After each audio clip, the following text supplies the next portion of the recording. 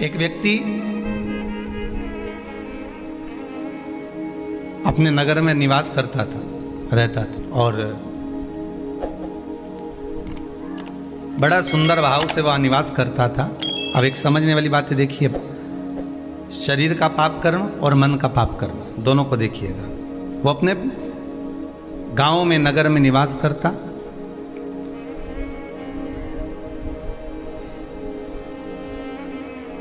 उसने जिंदगी में कभी कोई चींटी नहीं मारी। उसने अपने जीवन में कभी किसी का मन नहीं दुखाया। उसने अपनी जिंदगी में कभी किसी का धन नहीं खाया। उसने अपने जीवन काल में कभी किसी से असत्य नहीं बोला। उसने संपूर्ण जीवन काल में ना असत्य बोला, ना झूठ बोला, ना कपट करा, ना बेईमानी करी, ना प्रपंच करा, ना छल करा, ना कुछ बेकार कर्म करा, कुछ भी नहीं करा। इसके बाद भी वो जब प्राणों को त्याग कर गया तो नरक भोगना पड़ा। दृष्टांत सागर का यह बड़ा सुंदर चरित्र है महाराज।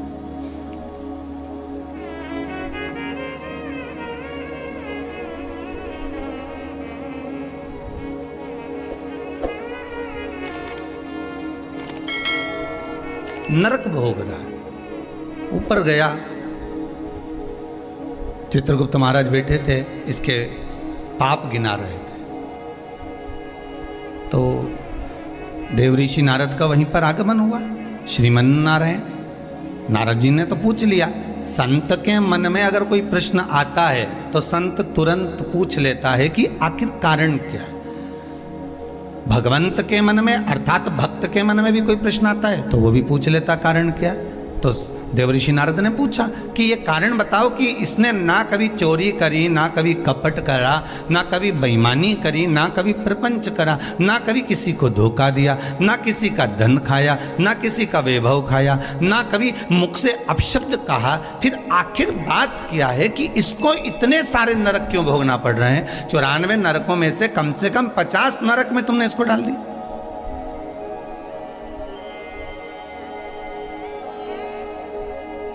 ये नरक में भेजने का कारण क्या है? भाई, व्यक्ति गरुड़ पुराण के हिसाब से नरक कब भोगता है कि आपने अगर किसी के यहाँ चोरी कर लिया, आपने अगर किसी के यहाँ कपट कर लिया, किसी को मार दिया, किसी को अपशब्द कह दिया, ताने दे दिए, गालियां दे दी, और कहीं चोरी आदि कर्म कर लिया, कोई लूटपाट कर ली, किसी का धन खा गए, किसी का वैभव खा गए, किसी की सत्ता खा गए, किसी के रूप में किसी को दुख दिया, तकलीफ दी, तो आपको नरक भोगना पड़ेगा। ये गरुड़ पुराण कहती है।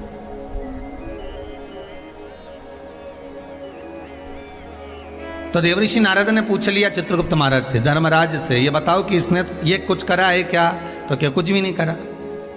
इसने अपनी स्त्री को हाथ उठाया क्या? नहीं। इसने अपने बच्चों से कुछ कहा क्या? नहीं। बच्चों ने इसको कुछ कहा क्या? नहीं। इसने अपने माता पिता की सेवा नहीं करी क्या? करी। सब कुछ करा इसने। फिर नरक किस लिए दिया गया? नरक का कारण क्या है? क्यों नरक भेजा जा रहा है? व्रत शिव महापुराण का सबसे पहला सूत्र आज आप अच्छे से समझ लेना तो आपको पूरी व्रत की महत्वता समझ में आ जाएगी कि हम व्रत करते हैं और भगवान सुनता क्यों नहीं है। बस इस सूत्र को पकड़ लीजिए। दृष्टांत सागर का ये चरित्र अगर आपके जीवन में बैठ गया तो बाकी की शिव पुराण पूरी आपको समझ में आ जाएगी कि व्रत की मूलता क्या है।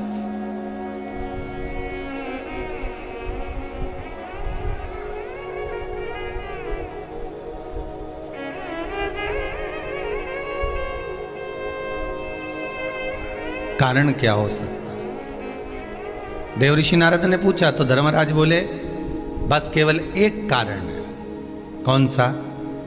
जब ये बैठता था, इस शरीर के द्वारा इसने कोई बेकार काम नहीं करा।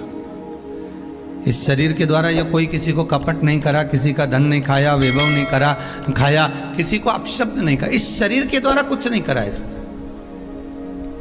फिर बचा कैसे था? तो कहा इस इंद्री के द्वारा, मन के द्वारा। क्या करा मन से? तो क्या मन के द्वारा ये जहां बैठता था वहां मन में सोच लेता था कि ये कितना बेकार व्यक्ति है, इसने इसके साथ तो ऐसा हो जाना चाहिए, इसके यहाँ कितना वैभव इकट्ठा हो गया, इतना धन एकत्रित हो गया होगा, तो ये धन का करेगा क्या। इसके यहाँ तो ऐसा होना चाहिए कि डाका डल जाना चाहिए। इसने विचार करा, फिर विचार आया कि बताओ कितनी सुंदर स्त्री है, कितनी सुंदर नारी है, इतनी सुंदर नारी तो मेरे साथ में होना चाहिए थी।